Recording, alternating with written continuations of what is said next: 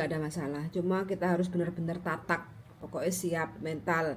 Apa yang sudah dikasih ke kita kontrak itu 24 bulan 2 tahun ya, kayak gitu. Mungkin caranya kalau bisa kita itu harus bisa selalu menanamkan dalam diri kita, Bismillah Gusti, moga-moga aku kuat ngelakoni apa yang sudah saya pilih ini 2 tahun kayak gitu. Wis pokoknya harus selalu ditanamkan hal-hal yang seperti itu. Memang kita kerja di Hong Kong itu ya enak suka duka nih. Kadang dapat majikan job yang penak, kerja cuma kadang Joko kuro-kuro aja udah digaji 9 juta kayak gitu kan.